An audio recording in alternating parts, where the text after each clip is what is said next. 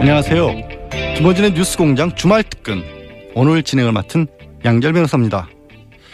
오늘은 촛불 집회 1년이 되는 날입니다. 지난해 10월 29일이었죠. 첫 집회에 3만 명이었던 참석자들 2주 만에 100만 명을 넘어섰고, 탄핵안 표결 직전 6차 집회에는 전국적으로 230만 명이 넘는 국민이 함께했습니다. 총 23번 진행된 집회에 모두 1680만 명이 함께 하셨는데, 이건 한국 인구 3분의 1에 맞먹는 숫자라고 합니다. 참여 인원도 놀랍지만 단 한 건의 폭력도 사고도 없이 평화롭게 진행됐다는 것이 정말 대단합니다. 유례를 찾아볼 수 없는 대규모 평화 집회에 해외에서도 찬사가 쏟아졌고요. 독일 인권상 올해의 수상자로 촛불 집회에 참가했던 대한민국 국민이 선정됐습니다. 국민 여러분, 정말 자랑스럽습니다. 네, 10월 28일 토요일 뉴스공장 주말특근, 지금부터 함께 하시겠습니다.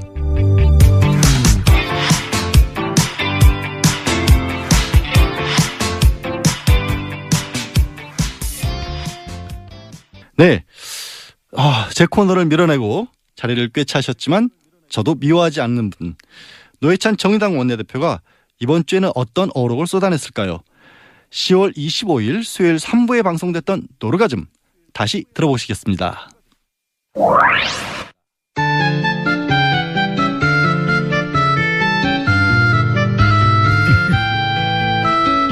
최고 인기 코너 노르가즘, 정의당 노회찬 원내대표 나오셨습니다. 안녕하십니까? 안녕하십니까? 예.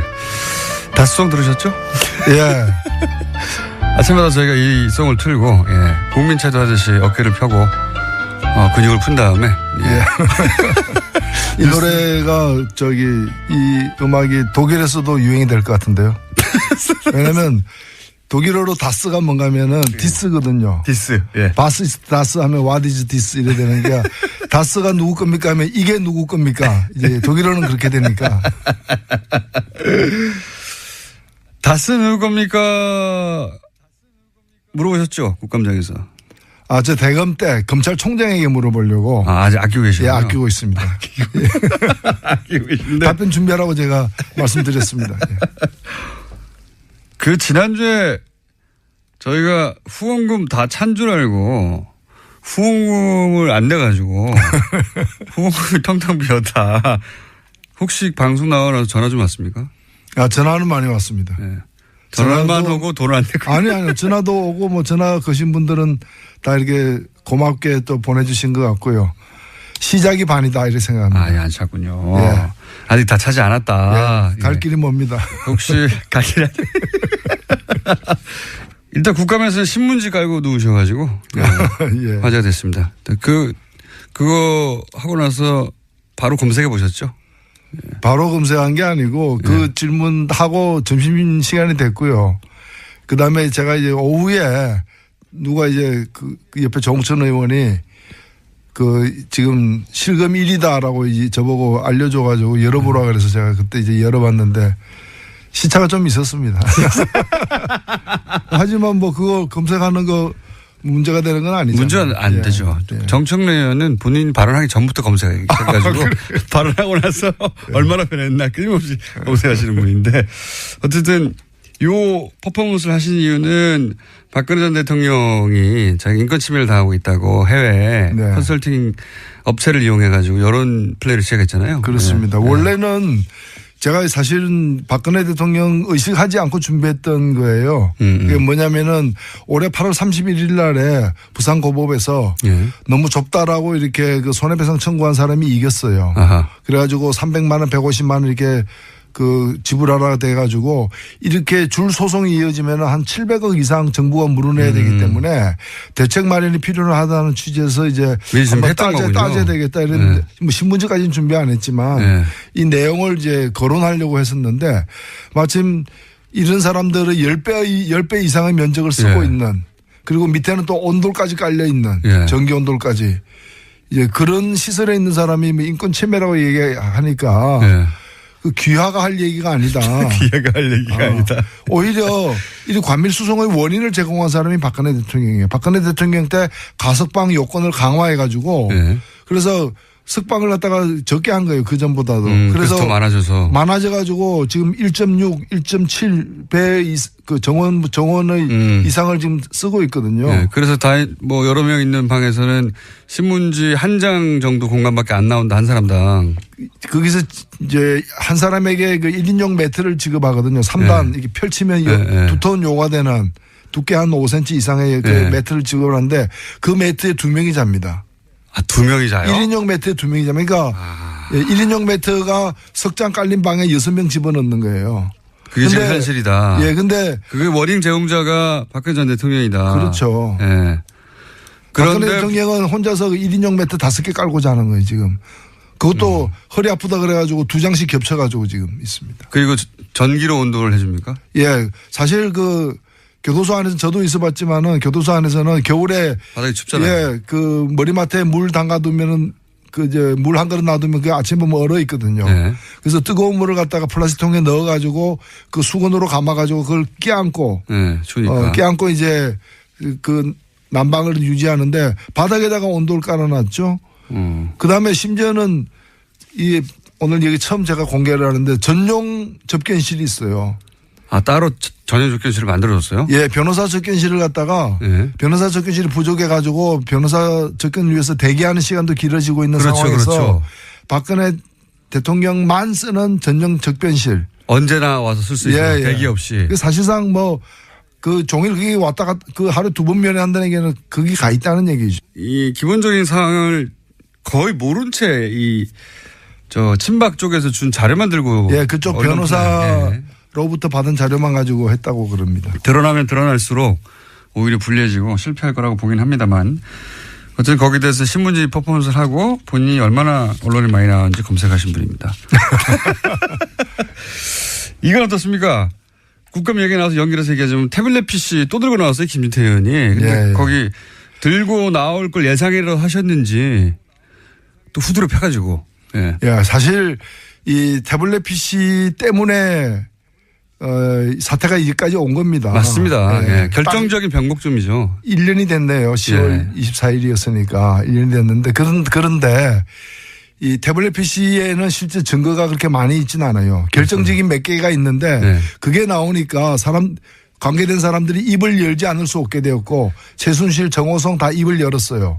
특히 그래서 박근혜 전 대통령이 인정을 해버렸죠. 그때. 그렇죠. 예. 그래서 정치적 자살이라고 제가 표현했었는데. 그렇습니다. 더 많은 증거가 나오게 된 거니까 이제 와서는 이 증거 아니더라도 나머지 증거만 가지고 얼마든지 입증이 가능한데 지금도 여전히 일부 사람들은 태블릿 PC만 없다면은 모든 걸 무효화시킬 수 있다. 그러니까요. 그런 생각을 하기도 하고. 주민등록증 없애면 사람이 없어진다 이렇게 생각하는 거예요. 주민등록증은 그 사람에 대한 여러 증거 중에 하나일 뿐이고 네. 물론 결정적인 증거지만 근데 네. 그거 없어진다 호적 지으면 사람 없어집니까? 그러니까요. 그런 게 아니라는 거죠. 그래서 여기에 이제 매달리는 게다가 그 지우는 노력도 매번 실패해요. 지금 태블릿 PC가 조작됐다고 제기했던 여러 가지 정황들이 다 말도 안 되는 거 있지 않습니까? 그렇죠. 방문 기록을 가지고 그걸 문서를 작성한 기록이다고 이렇게 한다거나 이제 그런 거죠. 폴더가 만들어진 시점을 가지고 파일이 만드는 시점이라고 주장한다든가. 그러니까 그거 안에 사진 폴더에는 최순실 사진 한 몇 장밖에 없어요. 근데 그거 말고 이제 여러 가지 인터넷 사이트 열어보면은 이미지가 자동으로 남잖아요. 그렇죠. 캐시라고 하는. 그 캐시 파일로 남는데 그걸 갖다 사진으로 혼동해 가지고 사진이 1,000몇백 장 있는데 그중에 최순실 거는 몇 장밖에 안 된다. 그게 그러니까 가짜다. 이게 말이 안 되는 거죠. 컴맹 중에서도 심각한 수준의 컴맹인데 컴맹이면 가만히 있어야죠. 본인이 주장하는 것이 얼마나 바보 같은 건지를 모르는 상태에 모를 정도의 컴맹이다. 혹은 알면서도 친박 진영을 이제 결속시키려고 했거나 둘 중에 하나겠죠. 그래서 제가 얘기를 했습니다. 제가 그 한글 파일을 갖다가 아니 드레스덴 연설이 2014년인데 이제 그걸 이제 2016년 10월 18일 날 열어본 걸로 돼 있는데 그 열어본 그 시각에 대해서 문제를 제기하는 거예요. 그래서 그게 입수한 그 여러 번 시각이 오후 5시경인데 예. 그게는 마지막 여러 번 시각으로 오전 8시로 나와 있어가지고 9시간 시차가 있었다. 시차가 있다. 그래서 제가 그걸 미리 알아봤어요. 전문가에게 물어보니까 한큰뷰의 그 내부 기록은 그 영국 표준시 그리니지 표준시로 되기 때문에 9시간 차이가 날 수밖에 없다. 이제 그 얘기를 해줬거든요. 해줬는데도 아니라고 이제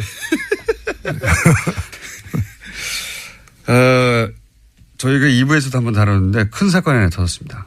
뭐냐면 그 전에 제 생각에는 그걸 가지고 아마 지금 친박이 좀 코너에 몰렸지 않습니까? 당내에서도. 그래서 친박 스스로 당내에 있는 친박 코너에 몰린 친박들을 위해서도 그런 주장을 한 것 같고 그리고 이제 박근혜 전 대통령 인권 침해를 믿고 싶은 노년층에게 봐라 이렇게 JTBC 태블릿이 가짜가 나와가지고 이렇게 된 것이다라고 그분들을 향한 언론 플랜일 수도 있죠. 그렇죠. 예. 실제 뭐 그런 노년층한테 돌아가는 카톡에는 그렇게 왜 국감에서 벌써 이런 게 나왔다고 조작된 게. 그렇죠. 그런 분들은 지금도 보면은 뭐 닐 암스트롱입니까? 달 착륙 안 했더라. 그거 다 조작이라더라. 를 믿고 싶어 하는 사람들이 있잖아요. 그것처럼 본인이 믿고 싶은 거를 믿으려고 할 때 그 근거가 되라고 자신들의 지지 기반이니까 서비스를 계속 하는 게 아닌가. 아니면 컴맹 바보거나. 둘 중에 하나인 상황인데. 근데 이렇게 친박들이 노력하는 사이에 그중에 홍준표 대표가 그 서청원 의원으로 대표되는 친박 세력을 척결한다고 서청원 대표 나가라 뭐 이런 상황이 벌어지지 않습니까? 가만히 있을 분들이 아니잖아요. 그래서 서청원 의원 쪽에서 반박을 하기를 무슨 소리야. 당신이 큰일 났다 홍준표 대표. 당신이 지금 재판에 대법원에 계류 중인 사건 결정적인 당신이 이제 나한테 일종의 로비를 한 거 뭐 증거 있어. 이렇게 촉발된 사건이 벌어졌어요. 이거 어떻게 될 거라고 보십니까? 예, 이미 뭐 언론에 그 후에 또 보도도 됐습니다만은 여의도에서는 그 전에 얘기가 많이 돌았어요. 국회 주변에서는 9월 초로 저는 들었는데 9월 초에 지금 문제의 두 분이 만나가지고 홍준표 서청원. 그래서 그쪽에서 홍 대표 쪽에다가 그런 녹취록 사실까지 존재하고 있다. 나를 치려고 하면 나도 치겠다. 가만히 안 있겠다. 이제 뭐 그러면서 굉장히 이제 격하게 충돌했다는 얘기가 있었고 그 후에 이미 그때 여의도에서 한번 돌았어요 그때. 그 후에 그리고 이제 그 후에 국민의당의 모 인사에게 그쪽에서 녹취록을 줬다. 라고 하는 얘기가 이미 진작부터. 이미 이거 이번에 드러나기 전에 저는 전에 들었어요. 여의도 내에서는. 지금 아슬아슬한 상황인 것 같아요. 그렇죠. 정치적으로는 어떻게 보십니까? 이게 이제 결국은 친박들을 홍준표 대표가 쳐내고 그리고 나서 바른정당의 통합파를 끌고 오고 이런 수순에서 이제 첫 결단을 내린 건데 근데 이게 이제 되책을 당하고 있는 거 아닙니까? 말하자면.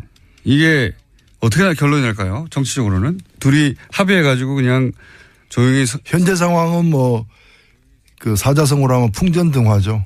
풍전등화. 바람 앞에 등불. 이게 꺼질지 아니면 견딜지는 더 봐야 될 것 같습니다. 참 갑자기 생각나서 이제 마치려고 하다가 요건 코멘트를 한마디 들어보고 싶은 부분이 뭐냐면 민주노총 지도부가 어제 청와대 초대를 거절했지 않습니까? 산멸노조 개별 초대에 대해서도 뭐 거절하고 요 대목은 어떻게 바라봐야 됩니까? 거기 뭐 사실은 뭐 가서 예를 들어서 그 자리에서 결정적으로 뭐 구체적으로 업무적으로 실무적인 대화가 안 나오더라도 가야 되는 거 아니냐 하는 쪽과 이제 일반 여론입니다. 민주노총 쪽에서는 아니다. 이건 요식행위에 불과한데 우리가 들릴 수 없다. 결론적으로 말하면 뭐 이런 입장이 상충되고 있는데 어떻게 보세요?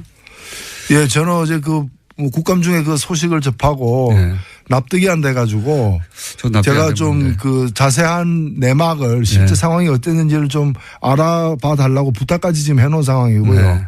하여튼 납득이 안 됩니다. 뭐 보도만 가지고 얘기하기가 좀 뒷얘기 좀 있겠죠 아마. 있는데 일단은 저녁을 저녁 먹으면서 얘기하자 하니까 밥 먹는데 델러리 쓰기 싫다 해가지고 그렇죠. 그러면서 민주노총에서 얘기 먼저 하자. 네.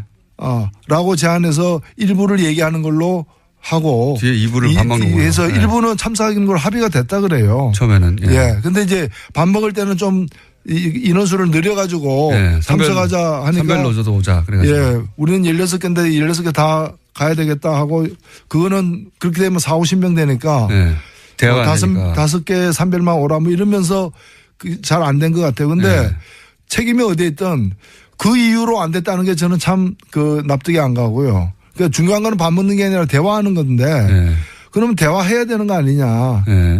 저도 밥 먹는 문제의 의전이나 격식 때문에 더 중요한 대화까지도 파토가 난다면 파토가 난다면 파토 전문용어 나왔습니다. 전문용어로 썼나요 제가? 네. 순식간에 전문용어가 후루룩 지나갔는데 문제가 있지 않느냐. 저도 민주노총 입장을 들어봐야 되겠습니다만 이 거벌 일이 아닌 것 같은데요.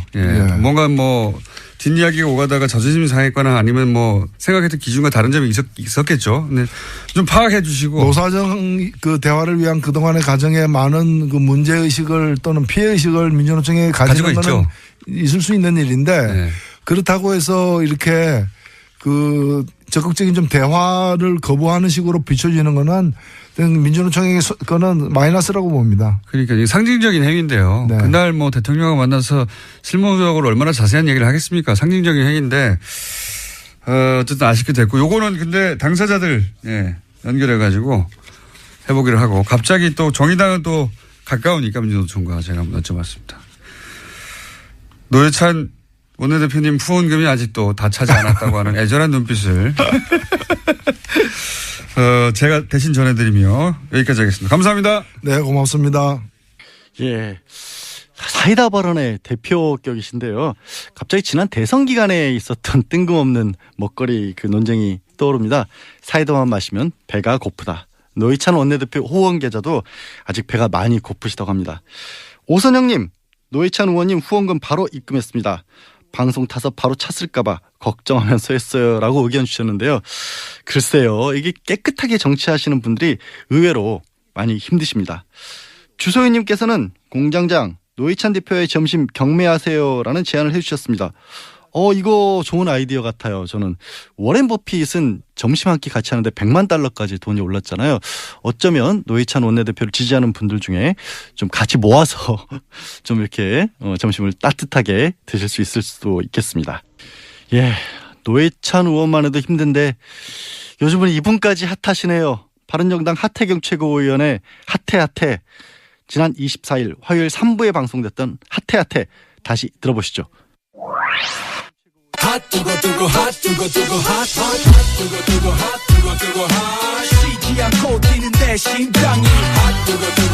바른정당 하태경 최고위원 나오셨습니다. 예, 하태경입니다. 반갑습니다. 바른정당은 진작에 난리가 났습니다. 우리는 다른 방향으로 난리가 났었죠. 예, 난리가 났었고 지금도 난리가 나 있는 중 아닙니까? 지금은 근데 이제 국민의당 조금 말씀을 드리면 이야기가 시작됐으니까 이게 합당하고 싶은 마음이 있으면 하태를 먼저 찾아와야지. 하태를 찾아왔어야 된다. 그럼 이렇게 구설수에 안 말리고. 조선일보에 먼저 안 가고. 저한테 와서 이 조언을 듣고 전략 방향 상의를 하고 이거 해야 되는데. 그리고 특히 내부에서 이 좀 공경에 약간 의원들하고 좀 사이가 멀잖아요. 그러다 보니까 외부의 힘에 의지해서 내부를 좀 평정하려는 이런 심리가 그거는 이제 홍준표 대표랑 비슷해. 양쪽이. 홍 대표도 지금 내부에서 우군이 없어요. 이번에 한국당도 참 놀라운 게 내가 만약에 한국당에 있었다면 초선 재선 좀 모아가지고 서초에 물러가라. 우리가 몰아내겠다. 이번에는 홍 잘한다. 이런 목소리가 반드시 나와야 될 타이밍이에요. 그런 걸 먼저 작업했었어야 되는데. 그렇죠. 근데 한국당도 아무도 안 나오죠. 근데 저기도 국민의당도 유사한. 안 대표만 급해. 당 대표니까 이제 성과를 만들어내야 되니까 지도력의 검증도 받아야 되고 그러다 보니까 좀 마음이 급했다 양쪽 다 이렇게 보시는 겁니까? 대표가 마음이 급하고. 근데 제가 여기서 한 말씀 드리면은 사실 저한테도 왔어요. 누가 왔습니까? 우리 손학규 지사가. 국민의당 쪽에서 처음 밝히시는 거네요. 뭐라고? 손 지사가 지금 미국 가셨는데 네. 가시기 한 달 전에. 한 달 전쯤에. 오셔가지고 뭐 이게 둘이 식사하고 나오는 걸 목격한 기자도 있어요. 그래 뭔 이야기 했냐 이런 적이 있는데. 네. 그때는 거짓말 하셨겠죠. 그때는 아니면 서로 좋은 이야기 했다 했지. 좋은 이야기 했다. 근데 이제 손 지사가 네. 그때만 해도 합당까지 이야기는 안 했어요. 합당은 아니었고. 합당까지는 안 하고. 힘을 합치긴 합쳐야 되죠. 힘을 합치는데 네. 구체적인 방식은 그래서 제가 그 다음에 이야기한 게 기억나죠? 2단계 통합론. 예, 예. 2단계 연대론. 예, 예, 예. 정책 연대하고 예. 잘 되면 선거 연대까지 가겠다. 기대만 듣지는 않았습니다. 그때. 그런데 이제 이게 네. 안 대표가 좀 그걸 착각하는 것 같은데. 그게 혹시 이렇게 그 연결선상에서 혹시 그분이 이쪽 최고위원회에 와서 넌저시 한번 떠본 건가 지금 생각해보면 그럴 수도 있겠네요. 그죠? 아니 그냥 안 대표랑 상의해서 왔다 그랬어요. 아예? 네, 아예.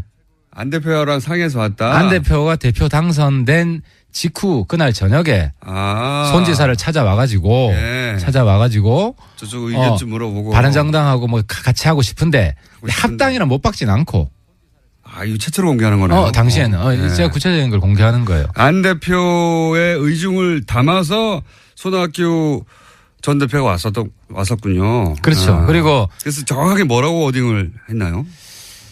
합당이라 안 하고 좀 약간 추상적인 뭐 전략적인 협력, 전략적 동반자 뭐 하여튼 그런 워딩이고. 근데 그 당시에 저도 이제 당대 정치를 해야 되기 때문에 손 지사를 만나는 게 나 개인적인 의미 이상이 있을 수 있다라고 그렇죠. 판단해서 밖에서 보기에는 제가 이제 유하고 우리 무대 예. 유승민과 무대하고 또 주호영 원내대표 이렇게 예. 사전 협의를 했어요. 만나자고 하는데 뭐 할 말이 있느냐 대신 전할 말이 있느냐 그때 했던 이야기 중에 이제 무대는 이제 무대는 조금 그 융통성이 있어요. 한국당이든 국당이든 다 반대하진 않는다. 근데 이제 무대는 바른정당 홀로 서긴 힘들다 이런 생각을 가지고 있어요. 우선 뭐 그건 확고한 생각이었던 거고 그때부터. 근데 이제 왜 국당하고는 왜 안 됩니까 하니까 지난번에 대선 때 해보니까 너무 힘들더라 저기는. 어떤 단일화 협상. 네, 단일화 협상 해보니까 뭐 이렇게 대화가 잘 안 되더라. 김무성 전 대표를 계속 무대라고 하시는 거고. 네. 그리고 별명이죠. 네. 현실을 잘 모르는 것 같더라. 그쪽은 현실 잘 모르는 그러니까 것 같더라. 안철수 대표에 대한 코멘트. 그렇습니다. 안 대표가 지지율이 확 올랐잖아요. 네. 그러니까 무대는 그걸 안 거예요. 저거 금방 떨어진다. 그러니까 안 대표가 그걸 알아야 되고 능력 있는 정치인이면 그러면 바로 여기서 단일화를 하자고 했어야 된다. 타이밍상. 그런데 꿇어라 이런 식으로 나왔다는 거예요. 그러니까 저 안 된다. 뭘 잘 모른다. 아직은. 같이 협력하기 힘들다. 그래서 앞으로도 힘들 것이다. 라고 전망했고. 무대는 전망했던 거고. 유는 좀 시기상조다. 뭐 이제 이런 입장이었죠. 시기상조다. 그래서 근데 이제 안 대표가 혼자 지금 진도를 많이 뺀 거예요. 그런데 이제 안 대표가 여론조사가 본인이 원하는 방향으로 결과가 나오니까 그것으로 이게 타이밍이 왔다 생각했을 수도 있겠네요.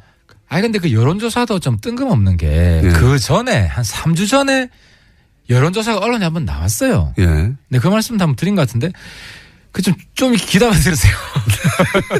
내일신문에 각 당, 그러니까 2당, 3당, 한국당, 바른정당, 국민의당 그리고 똑같은 여론조사는 아니었지 않습니까? 아니 서로 다른 곳에서 하는 취지는 그러한데 결과는 좀 다른. 결과도 똑같이 나왔어요. 거의 똑같아요? 네. 시너지 효과가 국민의당, 바른정당이 제일 높아요. 합당하니까 거의 20%. 근데 거기 좀 다른 거는 한국당, 바른정당 하니까 떨어지는 거로 나왔어요. 그때만 해도. 근데 이번에는 한국당, 바른정당 좀 올라가는 거로 나왔단 말이에요. 그런 차이가 있고 3당 합당하면 확 떨어지고 제일 많이 떨어지고. 그래서 이제 그걸 보면서 저도 다르구나. 한국당 가는 건 싫어하고 국민의당하고 합치는 거는 좋아하는 사람들이 훨씬 많구나. 그 얘기는 하셨죠. 저도 기억납니다. 그죠. 근데 이게 거의 똑같은 결과가 이번에 나온 거예요. 그런데 그렇게 지금 말씀대로 손학규 전 대표가 그런 의중을 담고 왔으면 안철수 대표가 대표 되기 이전부터 그런 생각을 했고 대표가 된 이후에는 그런 작업이 어떻게 가능할지를 모색해 왔겠군요. 예리하시네요. 그렇죠. 그날 당선된 직후에 바로 그런 얘기를 했기 때문에 대표되기 전부터 그런 생각. 바른정당과 연대 합당까지는 생각 안 한 것 같아요. 그래서 합당 단어가 안 나왔지. 그러니까 연대는 생각을 했다고 봐야 되죠. 그러다가 자유한국당과 탈당파 그러니까 통합파가 아니라 탈당파가 하는 게 더 맞죠. 지금 바른정당의 탈당파들이. 그렇죠. 탈당파죠. 탈당파들이 움직임이 있다는 얘기가 나오니까 이게 더 밀어서는 안 되겠다 하고 타이밍을 그때로 본 걸 수도 있겠습니다. 그죠? 저는 그거라고 생각해요. 이거 그냥 놔두면 그러니까 제가 안 대표한테 고마운 거 솔직히 고맙습니다. 이 자리에서 왜 고맙냐면 탈당파 불을 꺼졌어요. 불이 꺼졌습니까 실제? 많이 꺼졌죠. 왜 많이 꺼졌냐면 탈당파 내분이 일어난 거예요. 탈당파에서도? 내분이. 왜냐하면 이 안 대표가 주호영 대표를 만났잖아요. 네네. 근데 이 공개하라는 이야기는 안 했어요. 근데 주호영 대표가 사실은 한국당 합당파라고 스스로 말해왔죠. 고백했는데 모두가 다 알고 있고. 사실 협상 창구예요. 그 협의를 하고 있는 창구 중에 하나인데 여러 창구가 있지만 주호영 대표가 저쪽도 만났어. 국당을 만나고 국당과 바른정당은 가치도 같고 뭐 다른 게 별로 없다.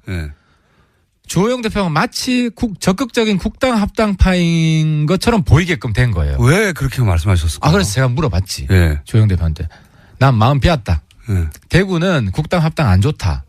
하지만 난 할 건 정치할 만큼 다 했고 사선했고 이제는 정말 좀 길을 여는 정치 사회에 좀 뭔가를 만드는 주호영 원내대표 이야기입니까 지금 말씀하시는 게? 그렇죠. 그래서 저는 마음 비운 사람이 뭘 못하겠냐. 그러니까 양쪽 다 열려 있다 해서 일종의 제가 볼 때는 폭탄 선언이었어요.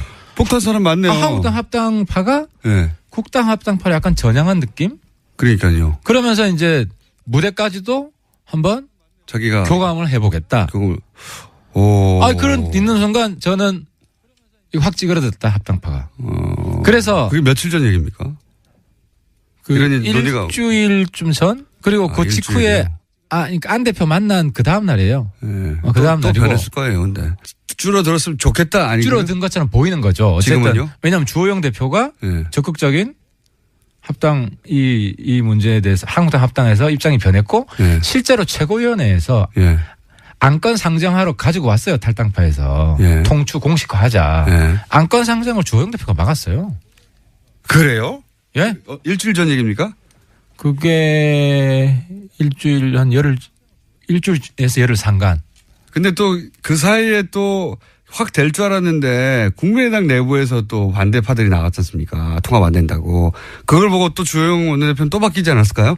물론 다시 자유한국당으로 정치인의 가자. 생각이 우리 내부에니까 매일 왔다 갔다 할 수 있어요. 근데 이제 국민의당은 원점에서 진도가 나가고 있죠. 그러니까 그 전까지 논의 수준은 정책연대, 선거연대 요까지 이야기하다가 이제는 합당까지도 지금 대화 항목에 들어갔잖아요. 테이블에 올라왔죠. 그러니까 전반적으로는 진도가 나간 거죠. 그런데 여기서는 진도가 빠졌다. 한국당에는 오히려 후퇴한 거예요. 이게 이제 원래 정치에서 코너에 몰리면 보고 싶은 것만 보이고 그렇지 않습니까? 근데 제가 좀 자제해야 됩니다. 왜냐하면 또 다음 주에 또 무슨 일이 일어나지. 정치하면서 사람이 참 겸손하게 살아야겠다. 그러니까요. 일주일 사이에 지금 그렇습니다. 일주일 사이에 또 무슨 일이 일어날지 모르기 때문에 아니 우리 뭐 남지사 뭐 이혜원 대표 그런 일 생길지 어떻게 알았습니까? 근데 남지사의 스탠스도 약간씩 변한 거 아닙니까? 남지사가 최초로 탈당한 분들 중에 한 분이 가장 강성이었는데 최근에는 일종의 조건부 통합 정도까지는 오신 거 아니에요? 남지사랑 저랑 좀 얘기를 많이 해요.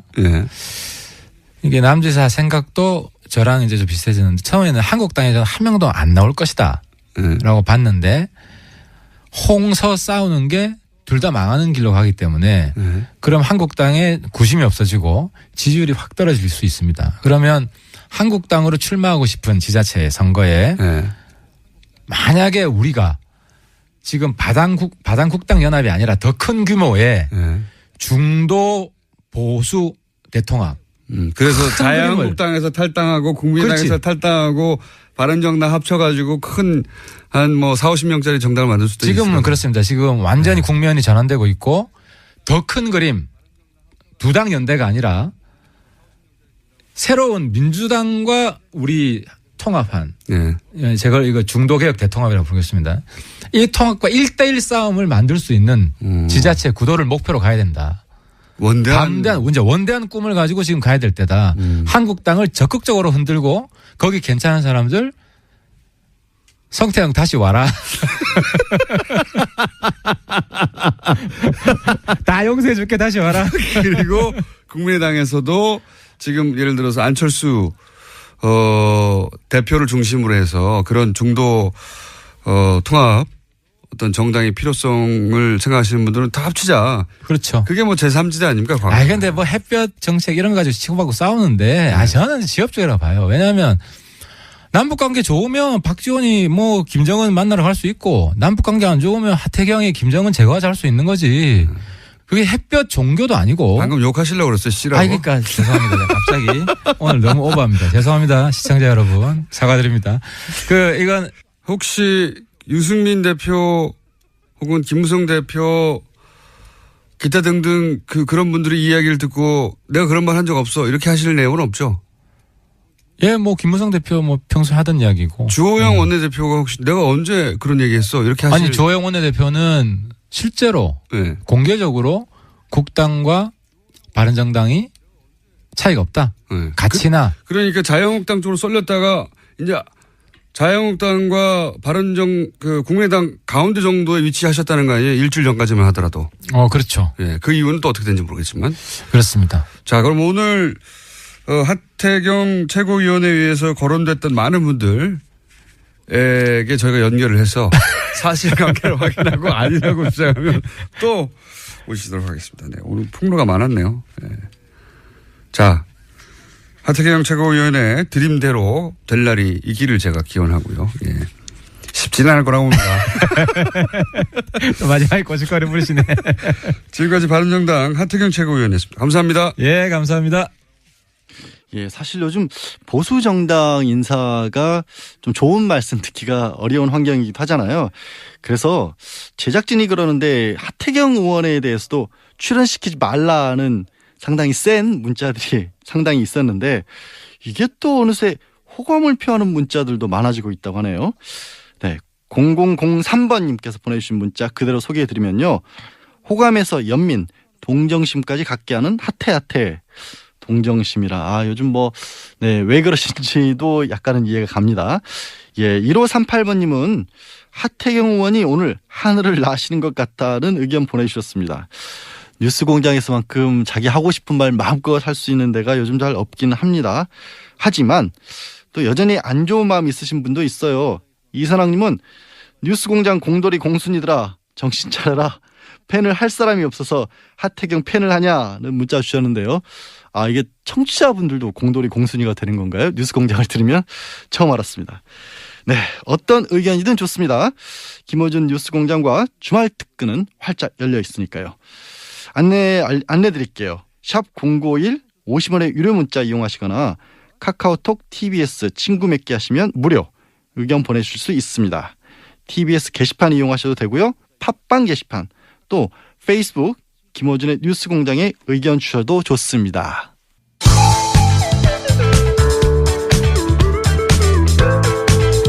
뉴스의 깊이가 다릅니다. 최고의 뉴스 생산자 김어준입니다.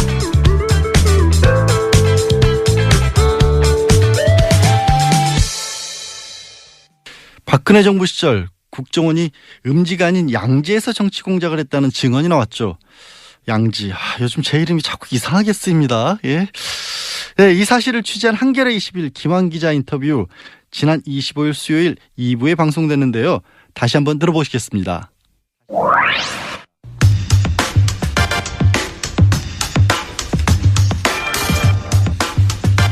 이명박 정부 시절에 이어서 박근혜 정부에서도 국정원이 민간의 여론조작 조직을 별도로 운영해왔다. 이런 증언이 나왔습니다. 너무 많이 나와가지고요. 이게 네. 요즘은 이명박 정부 시절인지 박근혜 정부 시절인지 일반인들 머릿속에 다 댓글 공작으로 머릿속에 이렇게 있는데 이게 다 구분이 되고 또 다른 겁니다. 이번에 새로운 게 또 나온 겁니다. 한겨레 20일 김한 기자 나오셨습니다. 안녕하십니까? 네, 안녕하세요. 요약하면 이번에 발견이 됐다고 할 수 없죠. 이거는 추적에 의해서 폭로된 플랫폼 입니까 뭡니까 뭐라 정확히 그러니까 말하면 이게 기존에 뭡니까? 이명박 정부 시절에 댓글 여론 공작이 이미 생산된 기사나 포털에 유통되는 기사에 댓글을 달거나 그걸 그렇죠. 이제 유통시키는 방식으로 해서 영향력을 공작을 하려고 했던 것이라면 특정 기사에 대해서 정부에 유리한 댓글이 달리도록 하는. 네, 그렇죠. 근데 저희가 이제 이번에 밝혀낸 언론닷컴의 경우에는 직접 콘텐츠를 생산하는 단계로 온 겁니다. 그래서 국정원이 보수 논객들이 생산한 콘텐츠를 아카이빙하는 형태로 한 곳에 모으고 일부 기사를 거기서 이제 새로 쓰기도 하고 이 기사가 SNS를 통해서 유통되도록. 그러니까 본인들이 원하는 기사를 언론을 통해서 만들어내기도 했다는 보도가 계속 이어지고 네. 있는데 그걸로 부족해서 자기들이 아예 기사를 만드는 플랫폼을 만들고 그걸 네. 또 모아놓는 창고. 그렇죠. 그러니까 기존에 썼던 기사들 포함해서 보수 관련된, 그러니까 자기네가 유리한 정권에 유리한 관련된 기사나 칼럼 주장들을 한 군데 모아놓고 이걸 거기서 뽑아가지고 이제 그렇죠. 링크를 걸어서 네. 댓글 작업을 한 단계 더 이제 업그레이드한 거네요. 네, 이제 미디어 환경의 진화에 발맞춰서 국정원도 발전했다. 뭐 이렇게. 근데 그게 이제 언론닷컴입니까? 네, 이름이 언론닷컴인데요. 그 국정원 민간 여론 조작 조직 알파팀을 이끌었던 김성욱 한국자유연합 대표가 2012년 대선을 3개월 정도 앞둔 9월부터 운영을 시작했고요. 국정원의 지시로 언론닷컴을 만들어서 박근혜 최순실 게이트가 터지기 직전인 2016년 6월까지 운영을 했습니다. 그렇군요. 근데 이게 이제 국정원이 소위 이제 보수 논객들이 자발적으로 만들어낸 어떤 사이트나 뭐 아카이빙 그 자료들을 모아놓는 그런 플랫폼일 수도 있다. 네. 당연히 그렇게 생각하는 게 일반적인 상식인데 그게 아니라 이게 국정원 프로젝트였다라는 네. 게 어떻게 밝혀졌죠? 그 알파팀의 한 멤버에게 김성욱 씨가 합류를 제안을 합니다. 이 사이트를 만들었는데 김성욱 씨는 이 언론닷컴을 만든 네. 예. 홍보 담당자로 좀 합류를 해라. 근데 네. 저희가 이제 오랫동안 취재를 해온 결과 이제 그 알파팀 member 중에 그분이 제일 인터넷에 밝은 분이에요. 그러니까 뭐 사이트 구축이라든지 뭐 여러 가지 것들 알파팀 내에서도 제일 그 알파팀도 설명을 해 주셔야죠. 짧게. 네. 알파팀은 국정원이 최초로 이제 댓글 여러 공작을 하는 것을 실험했던 민간 조직이고 김성욱 씨는 지금 국정원 개혁특위에서 밝혔듯이 그 외곽팀장 중에 한 명으로 활동을 그런데 했었는데요. 그 알파팀 중에 한 분이 김 대표에게 그런 제안을 하고 김 대표는 또 그 알파팀 중에 인터넷을 잘 알던 사람에게 당신이 홍보팀장을 해보지라고 제안을 했더니 네. 이분이 이제 사이트를 좀 들여다 보니까 운영자도 없고 이게 어디서 운영하는지 돈이 어디서 났는지 돈이 어디서 나는지 뭐 이런 것들이 확인이 전혀 안 되더라는 거예요. 이 정도로 그러니까 보수 논객 70여 명이 참가를 하는 사이트인데 그래서 이제 물어본 거죠. 알파팀이 이 언론닷컴이 어디서 운영이 되는 거냐. 돈 어디서 나오냐. 네, 물어봤더니 이 김성욱 씨 말이 나라 뒤집어지는 거 보고 싶으면 국정원에서 운영한다고 말하고 다니면 된다. 이렇게 얘기를 했다는 거예요.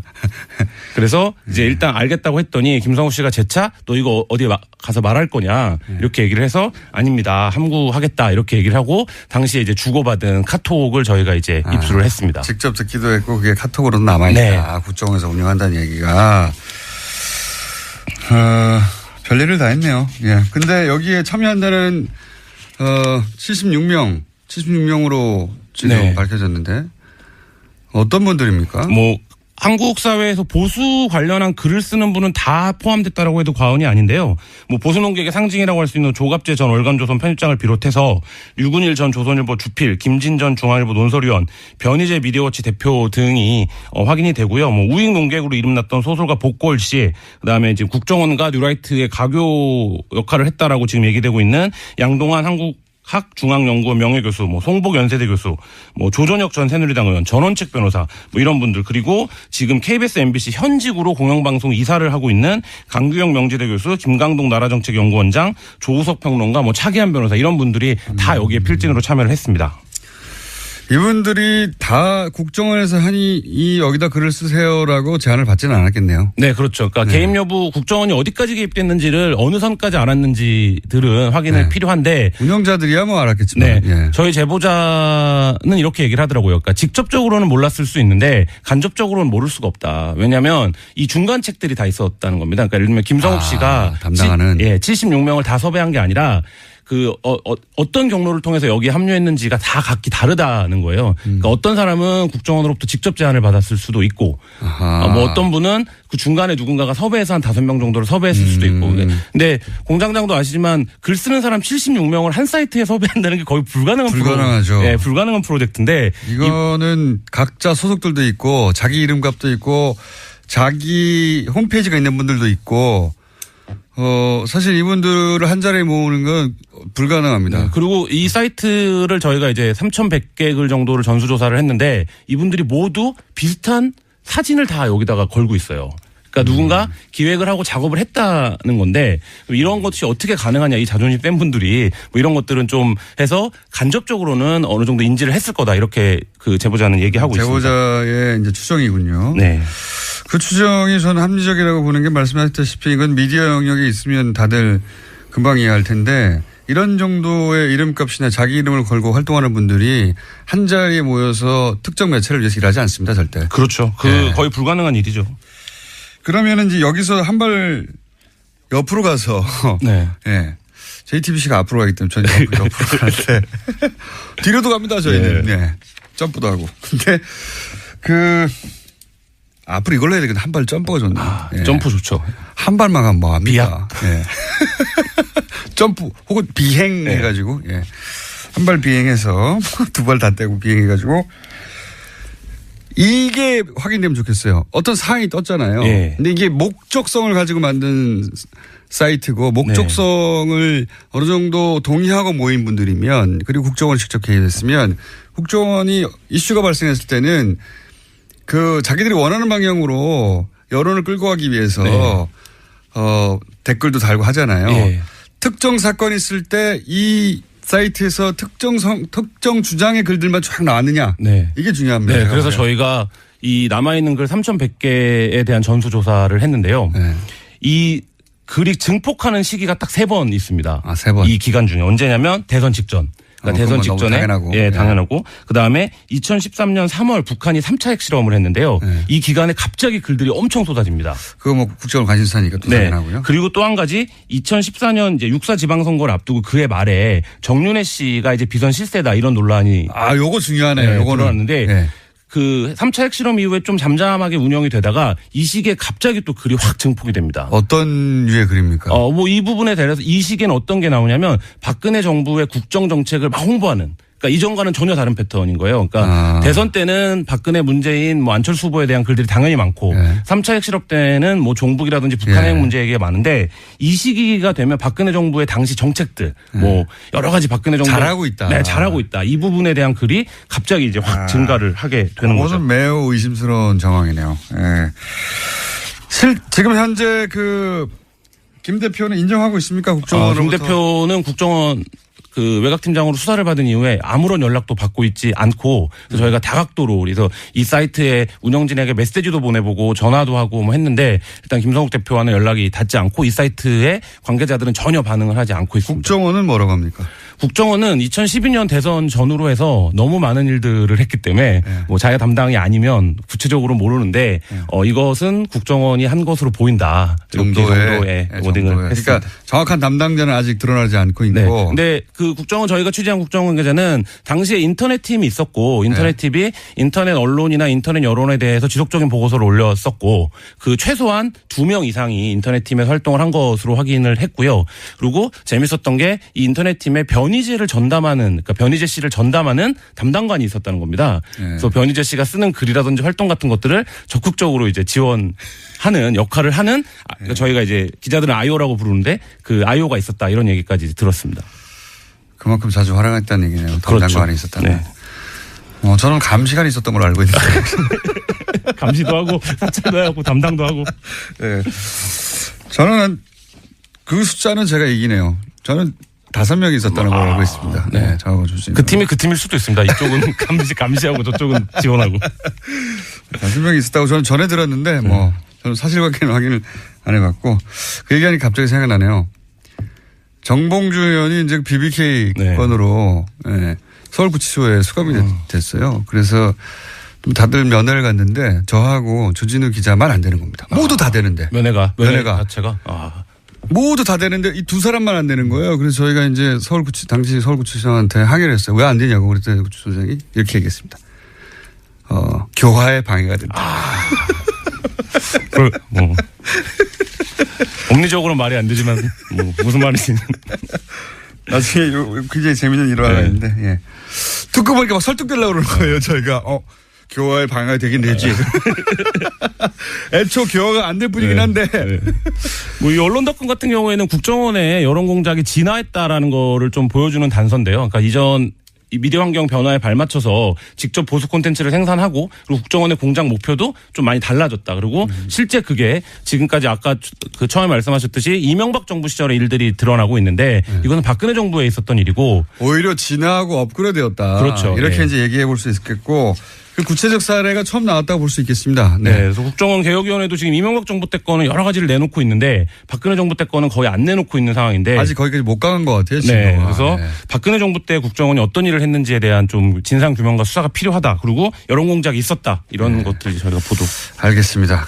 그런 보도가 시작되었다. 박근혜 정부 시절에는 더욱 업그레이드된 여론 공작의 사례로 첫 번째 등장한 게 국정원이 직접 보수 농객들을 다 모아가지고 사이트를 운영했다. 언론닷컴 아직도 검색하면 나옵니다. 지금은 폐쇄됐죠. 네, 블로그들이 나와요. 서브 블로그들이. 알겠습니다. 지금까지 한겨레21 김한 기자였습니다. 감사합니다. 네, 감사합니다. 네, 주말 특근은 친절한 AS죠. 평일에는 공장장의 불친절한 AS. 공장장과 달리 친절하게 AS 해드리고 있는데요. 7156번님께서 하태경 의원 머리 염색해야 되는 거 아닙니까? 라고 문자 주셨는데요. 이게 무슨 얘기냐면 하태경 최고위원하고 김어준 공장장이 내기를 했었어요. 만약에 박근혜 정부 시절에도 댓글 공작을 했던 게 6개월 이내에 사실로 밝혀지면 둘 중 한 사람이 화려한 색깔로 머리를 염색하기로 했다는데 그렇죠. 그러면 박근혜 정부 국정원도 정치 공작을 했다는 사실이 드러나고 있고 국방부의 사이버 사령부 댓글 사건 재조사 TF 중간조사 결과가 나오는데 이것도 관련 사실이 있었다라고 확인됐거든요. 이거 아무래도 하태경 의원이 염색을 하셔야겠는데요. 개인적으로 좀 아쉽긴 합니다. 공장장의 머리털과 수염을 갈색으로 염색을 했으면 어땠을까 생각을 해봤는데 그건 제 개인적인 아쉬움이고요. 네, 뉴스공장 주말 특근 오늘 준비한 순서는 여기까지였고요. 늘 그렇듯 저는 언제일지는 모르지만 언젠간 다시 꼭 나타납니다. 고맙습니다. 이 좀 공경에 약간 의원들하고 좀 사이가 멀잖아요. 그러다 보니까 외부의 힘에 의지해서 내부를 좀 평정하려는 이런 심리가 그거는 이제 홍준표 대표랑 비슷해. 양쪽이. 홍 대표도 지금 내부에서 우군이 없어요. 이번에 한국당도 참 놀라운 게 내가 만약에 한국당에 있었다면 초선 재선 좀 모아가지고 서초에 물러가라. 우리가 몰아내겠다. 이번에는 홍 잘한다. 이런 목소리가 반드시 나와야 될 타이밍이에요. 그런 걸 먼저 작업했었어야 되는데. 그렇죠. 근데 한국당도 아무도 안 나오죠. 근데 저기도 국민의당도 유사한 안 대표만 급해. 당 대표니까 이제 성과를 만들어내야 되니까 지도력의 검증도 받아야 되고 그러다 보니까 좀 마음이 급했다 양쪽 다 이렇게 보시는 겁니까? 대표가 마음이 급하고 근데 제가 여기서 한 말씀 드리면은 사실 저한테도 왔어요. 누가 왔습니까? 우리 손학규 지사가. 국민의당 쪽에서 처음 밝히시는 거네요. 뭐라고? 손 지사가 지금 미국 가셨는데 가시기 한 달 전에 한 달 전쯤에 오셔가지고 이게 둘이 식사하고 나오는 걸 목격한 기자도 있어요. 그래 뭔 이야기 했냐 이런 적이 있는데 그때는 거짓말 하셨겠죠.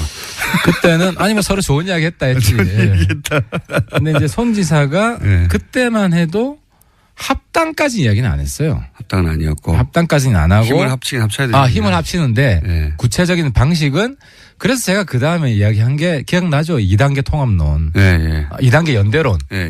정책 연대하고 잘 되면 선거 연대까지 가겠다. 기다려 듣지는 않았습니다. 그때.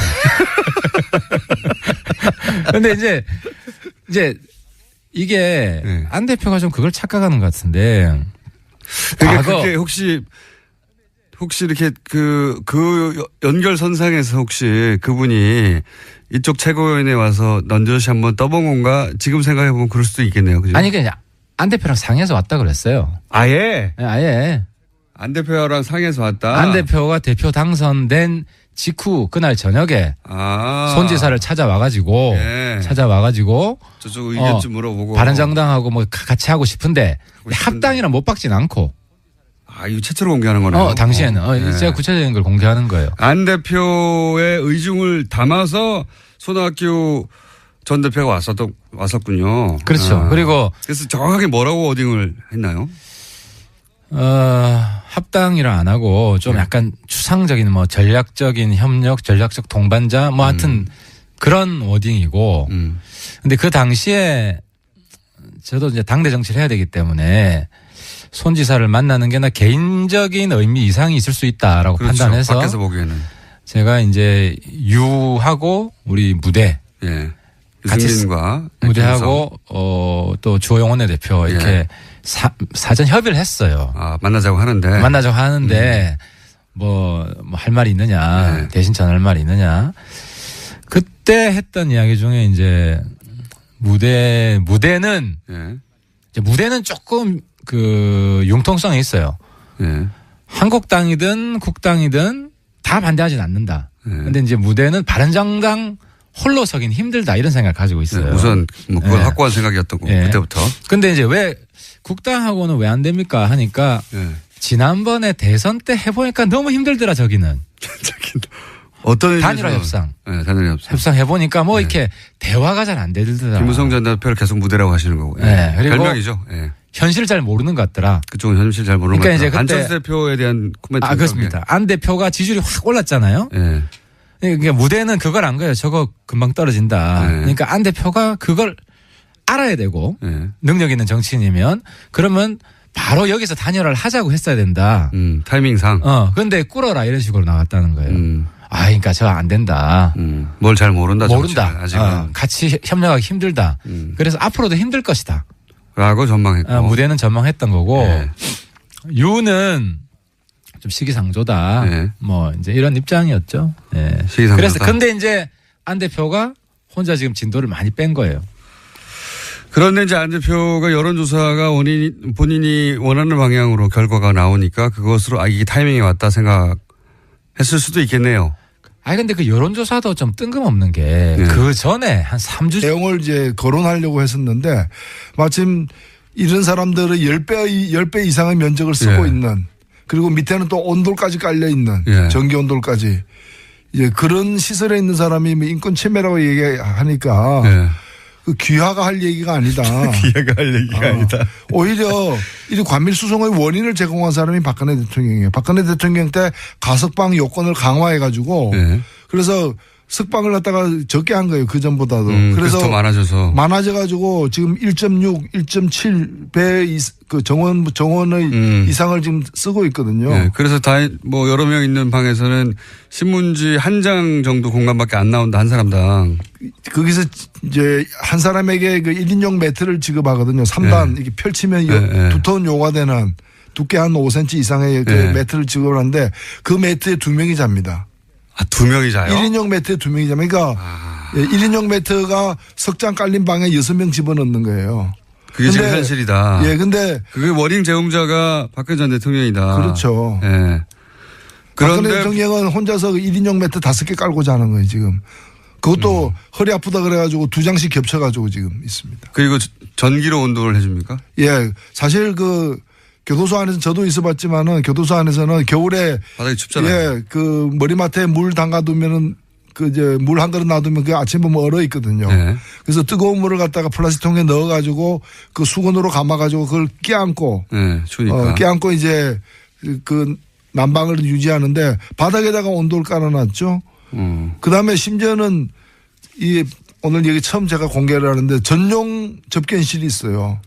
따로 전용 접견실을 만들어줬어요? 변호사 접견실을 갖다가 변호사 접견실이 부족해가지고 변호사 접견을 위해서 대기하는 시간도 길어지고 있는 상황에서 박근혜 대통령만 쓰는 전용 접견실. 언제나 와서 쓸 수 있어요. 대기 없이. 사실상 뭐 그 종일 그게 왔다가 그 하루 2번 면회한다는 얘기는 거기 가 있다는 얘기죠. 이 기본적인 사항을 거의 모른 채 친박 쪽에서 준 자료만 들고. 그쪽 변호사로부터 받은 자료만 가지고 했다고 그럽니다. 드러나면 드러날수록 오히려 불리해지고 실패할 거라고 보긴 합니다만 어쨌든 거기에 대해서 신문지 퍼포먼스를 하고 본인이 얼마나 언론에 많이 나왔는지 검색하신 분입니다.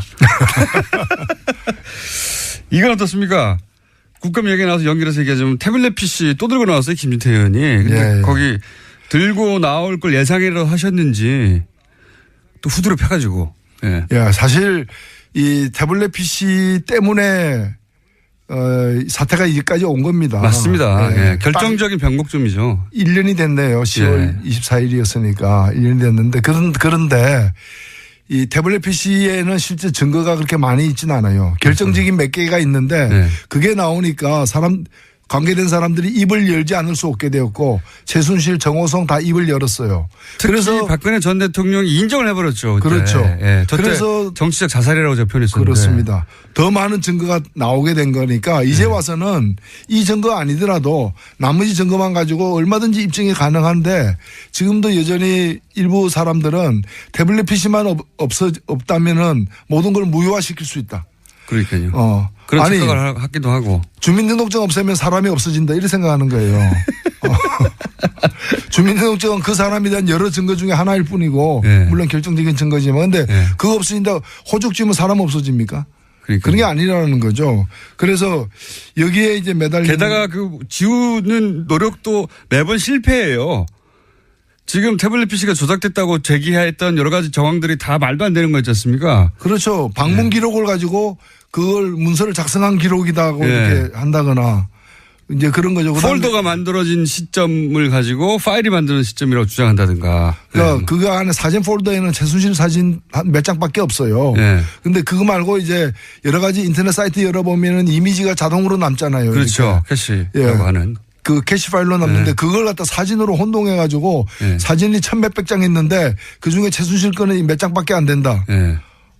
그게 그러니까 가짜다. 이게 말이 안 되는 거죠. 컴맹 중에서도 심각한 수준의 컴맹인데 컴맹이면 가만히 있어야죠. 본인이 주장하는 것이 얼마나 바보 같은 건지를 모르는 상태에 모를 정도의 컴맹.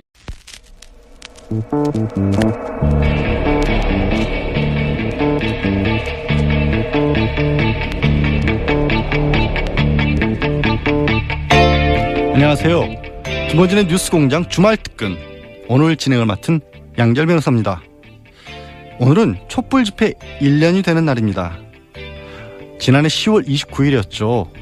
첫 집회에 3만 명이었던 참석자들 2주 만에 100만 명을 넘어섰고 탄핵안 표결 직전 6차 집회에는 전국적으로 230만 명이 넘는 국민이 함께했습니다. 총 23번 진행된 집회에 모두 1,680만 명이 함께 하셨는데 이건 한국 인구 3분의 1에 맞먹는 숫자라고 합니다. 참여 인원도 놀랍지만 단 한 건의 폭력도 사고도 없이 평화롭게 진행됐다는 것이 정말 대단합니다. 유례를 찾아볼 수 없는 대규모 평화 집회에 해외에서도 찬사가 쏟아졌고요. 독일 인권상 올해의 수상자로 촛불 집회에 참가했던 대한민국 국민이 선정됐습니다. 국민 여러분 정말 자랑스럽습니다. 네, 10월 28일 토요일 뉴스공장 주말 특근 지금부터 함께 하시겠습니다.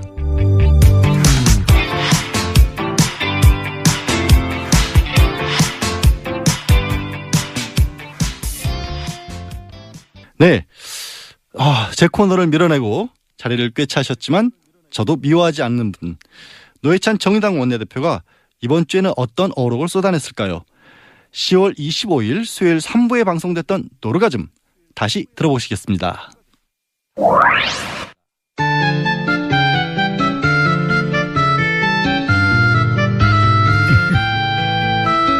최고 인기 코너 노르가즘 정의당 노회찬 원내대표 나오셨습니다. 안녕하십니까? 안녕하십니까? 예. 다스송 들으셨죠? 예. 아침마다 저희가 이 송을 틀고 국민체조 하듯이 어깨를 펴고 근육을 푼 다음에 이 노래가 이 음악이 독일에서도 유행이 될 것 같은데요. 왜냐면 독일어로 다스가 뭔가면은 디스거든요. 디스. 바스 이스 다스 하면 what is this 이래 되는 게 다스가 누구 겁니까 하면 이게 누구 겁니까? 이제 독일어는 그렇게 되니까. 다스 누구 겁니까? 물어보셨죠? 국감장에서. 저 대검 때 검찰총장에게 물어보려고. 아직 아끼고 계시군요. 예, 아끼고 있습니다. 아끼고 계신데. 답변 준비하라고 제가 말씀드렸습니다. 예. 그 지난주에 저희가 후원금 다 찬 줄 알고 후원금을 안 내가지고 후원금이 텅텅 비었다. 혹시 방송 나와서 전화 좀 왔습니까? 전화는 많이 왔습니다. 네. 전화만 오고 돈 안 내고. 아니. 전화도 오고 뭐 전화 거신 분들은 다 이렇게 고맙게 또 보내주신 것 같고요. 시작이 반이다 이렇게 생각합니다. 예, 안 찼군요. 예. 아직 다 차지 않았다. 예, 갈 길이 멉니다. 혹시 갈 길이 일단 국감에서 신문지 깔고 누우셔가지고 예. 화제가 됐습니다. 그거 하고 나서 바로 검색해 보셨죠? 바로 검색한 게 아니고 그 질문하고 점심시간이 됐고요. 그 다음에 제가 이제 오후에 누가 이제 그 옆에 정천 의원이 지금 실검 1위다라고 이제 저보고 알려줘가지고 열어보라 그래서 제가 그때 이제 열어봤는데 시차가 좀 있었습니다. 하지만 뭐 그거 검색하는 거 문제가 되는 건 아니죠. 문제는 안 되죠. 정청래 의원은 본인 발언하기 전부터 검색해가지고 발언하고 나서 얼마나 변했나 끊임없이 검색하시는 분인데 어쨌든 요 퍼포먼스를 하신 이유는 박근혜 전 대통령이 자기 인권 침해를 당하고 있다고 해외 컨설팅 업체를 이용해가지고 여론 플레이를 시작했잖아요. 그렇습니다. 원래는 제가 사실은 박근혜 대통령 의식하지 않고 준비했던 거예요. 그게 뭐냐면은 올해 8월 31일 날에 부산 고법에서 너무 좁다라고 이렇게 그 손해배상 청구한 사람이 이겼어요. 그래가지고 300만 원, 150만 원 이렇게 지불하라 돼가지고 이렇게 줄 소송이 이어지면 한 700억 이상 정부가 물어내야 되기 때문에 대책 마련이 필요하다는 취지에서 이제 한번 따져야 되겠다 이랬는데 뭐 신문지까지는 준비 안 했지만 이때 바라봐야 됩니까?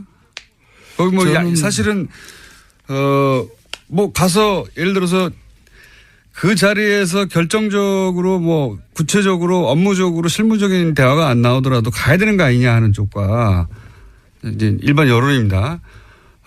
민주노총 쪽에서는 아니다. 이건 요식행위에 불과한데 우리가 들릴 수 없다. 결론적으로 말하면 뭐 이런 입장이 상충되고 있는데 어떻게 보세요? 예, 저는 어제 국감 중에 그 소식을 접하고 납득이 안 돼가지고 제가 좀 그 자세한 내막을 실제 상황이 어땠는지를 좀 알아봐 달라고 부탁까지 지금 해놓은 상황이고요. 하여튼 납득이 안 됩니다. 뭐 보도만 가지고 얘기하기가 좀 뒷얘기가 좀 있겠죠 아마. 있는데 일단은 저녁 먹으면서 얘기하자 하니까 밥 먹는데 델러리 쓰기 싫다 해가지고 그렇죠. 그러면서 민주노총에서 얘기 먼저 하자. 라고 제안해서 일부를 얘기하는 걸로 하고 뒤에 2부를 밥 먹는 거예요. 그래서 일부는 참석하는 걸 합의가 됐다 그래요. 처음에는. 근데 이제 밥 먹을 때는 좀 인원수를 늘려가지고 참석하자 하니까. 선별로저도 오자. 그래가지고. 우리는 16개인데 16개 다 가야 되겠다 하고 그거는 그렇게 되면 40-50명 되니까. 대화가 안 되니까. 5개 산별만 오라 뭐 이러면서 잘 안 된 것 같아요. 근데 책임이 어디에 있든 그 이유로 안 됐다는 게 저는 참 납득이 안 가고요. 그러니까 중요한 거는 밥 먹는 게 아니라 대화하는 건데. 그러면 대화해야 되는 거 아니냐. 저도 밥 먹는 문제의 의전이나 격식 때문에 더 중요한 대화까지도 파토가 난다면 파토가 난다면 파토 전문용어 나왔습니다. 전문용어로 썼나요 제가? 네, 순식간에 전문용어가 후루룩 지나갔는데 문제가 있지 않느냐. 저도 민주노총 입장을 들어봐야 되겠습니다만 이 거벌리 아닌 것 같은데요. 뭔가 뭐 뒷이야기가 오가다가 자존심이 상했거나 아니면 뭐 생각했던 기준과 다른 점이 있었겠죠. 근데 좀 파악해 주시고. 노사정 대화를 위한 그동안의 과정에 많은 문제의식을 또는 피해의식을 민주노총에 가지는 것은 있을 수 있는 일인데 그렇다고 해서 이렇게 적극적인 좀 대화를 거부하는 식으로 비춰지는 거는 민주노총에게 그거는 마이너스라고 봅니다. 그러니까 상징적인 행위인데요. 그날 뭐 대통령과 만나서 실무적으로 얼마나 자세한 얘기를 하겠습니까? 상징적인 행위인데 어쨌든 아쉽게 됐고 요거는 근데 당사자들 연결해가지고 해보기를 하고 갑자기 또 정의당은 또 가까우니까 민주노총과 제가 한번 여쭤봤습니다. 노회찬 원내대표님 후원금이 아직도 다 차지 않았다고 하는 애절한 눈빛을 제가 대신 전해드리며 여기까지 하겠습니다. 감사합니다. 네, 고맙습니다. 사이다 발언의 대표격이신데요.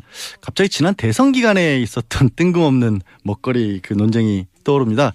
사이다만 마시면 배가 고프다. 노회찬 원내대표 후원 계좌도 아직 배가 많이 고프시다고 합니다. 오선영님, 노회찬 의원님 후원금 바로 입금했습니다.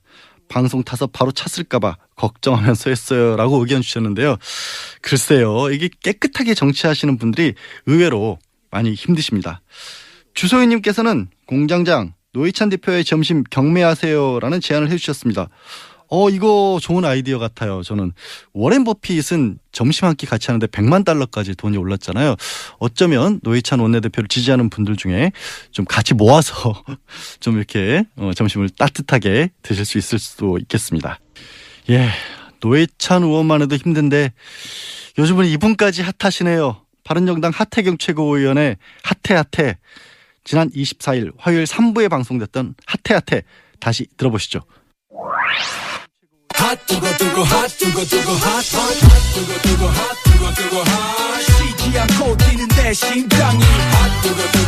바른정당 하태경 최고위원 나오셨습니다. 예, 하태경입니다. 반갑습니다. 바른정당은 진작에 난리가 났었습니다. 우리는 다른 방향으로 난리가 났었죠. 예, 난리가 났었고 지금도 난리가 나 있는 중 아닙니까? 지금은 근데 이제 국민의당 조금 말씀을 드리면 이야기가 시작됐으니까 이게 합당하고 싶은 마음이 있으면 핫해를 먼저 찾아와야지. 핫해를 찾아왔어요. 그럼 이렇게 구설수에 안 말리고. 조선일보에 먼저 안 가고. 저한테 와서 이 조언을 듣고 전략 방향 상의를 하고 이거 해야 되는데. 그러면 특히 내부에서. 혹은 알면서도 친박 진영을 이제 결속시키려고 했거나 둘 중에 하나겠죠. 그래서 제가 얘기를 했습니다. 제가 한글 파일을 갖다가 아니 드레스덴 연설이 2014년인데 이제 그걸 이제 2016년 10월 18일 날 열어본 걸로 돼 있는데 그 열어본 그 시각에 대해서 문제를 제기하는 거예요. 그래서 그게 입수한 그 열어본 시각이 오후 5시경인데 그게는 마지막 열어본 시각으로 오전 8시로 나와 있어가지고 9시간 시차가 있었다. 시차가 있다. 그래서 제가 그걸 미리 알아봤어요. 전문가에게 물어보니까 한큰뷰의 그 내부 기록은 그 영국 표준시 그리니지 표준시로 되기 때문에 9시간 차이가 날 수밖에 없다. 그래서 그 얘기를 해줬거든요. 해줬는데도 아니라고 이제 저희가 2부에서도 한번 다뤘는데 큰 사건이 하나 터졌습니다. 뭐냐면 그 전에 제 생각에는 그걸 가지고 아마 지금 친박이 좀 코너에 몰렸지 않습니까? 당내에서도. 그래서 친박 스스로 당내에 있는 친박 코너에 몰린 친박들을 위해서도 그런 주장을 한 것 같고 그리고 이제 박근혜 전 대통령 인권 침해를 믿고 싶은 노년층에게 봐라 이렇게 JTBC 태블릿이 가짜가 나와가지고 이렇게 된 것이다라고 그분들을 향한 언론 플랜일 수도 있죠. 그렇죠. 실제 뭐 그런 노년층한테 돌아가는 카톡에는 그렇게 국감에서 벌써 이런 게 나왔다고 조작된 게. 그렇죠. 그런 분들은 지금도 보면은 닐 암스트롱입니까? 달 착륙 안 했더라. 그거 다 조작이라더라. 를 믿고 싶어하는 사람들이 있잖아요. 그것처럼 본인이 믿고 싶은 거를 믿으려고 할 때 그 근거가 되라고 자신들의 지지 기반이니까 서비스를 계속 하는 게 아닌가. 아니면 컴맹 바보거나 둘 중에 하나인 상황인데 근데 이렇게 친박들이 노력하는 사이에 그중에 홍준표 대표가 그 서청원 의원으로 대표되는 친박 세력을 척결한다고 서청원 대표 나가라 뭐 이런 상황이 벌어지지 않습니까? 가만히 있을 분들이 아니잖아요. 그래서 서청원 의원 쪽에서 반박을 하기를 무슨 소리야. 당신이 큰일 났다 홍준표 대표. 당신이 지금 재판에 대법원에 계류 중인 사건 결정적인 당신이 이제 나한테 일종의 로비를 한 거 뭐 증거 있어. 이렇게 촉발된 사건이 벌어졌어요. 이거 어떻게 될 거라고 보십니까? 이미 언론에 그 후에 또 보도도 됐습니다만은 여의도에서는 그 전에 얘기가 많이 돌았어요. 국회 주변에서는 9월 초로 저는 들었는데 9월 초에 지금 문제의 두 분이 만나가지고 홍준표 서청원. 예, 그래서 그쪽에서 홍 대표 쪽에다가 그런 녹취록 사실까지 존재하고 있다. 나를 치려고 하면 나도 치겠다. 가만히 안 있겠다. 이제 뭐 그러면서 굉장히 이제 격하게 충돌했다는 얘기가 있었고 그 후에 이미 그때 여의도에서 한번 돌았어요 그때. 예, 그 후에 그리고 이제 그 후에 국민의당의 모 인사에게 그쪽에서 녹취록을 줬다. 라고 하는 얘기가 이미 진작부터. 이미 이거 이번에 드러나기 전에 저는 전에 들었어요. 여의도 내에서는. 지금 아슬아슬한 상황인 것 같아요. 그렇죠. 정치적으로는 어떻게 보십니까? 이게 이제 결국은 친박들을 홍준표 대표가 쳐내고 그리고 나서 바른정당의 통합파를 끌고 오고 이런 수순에서 이제 첫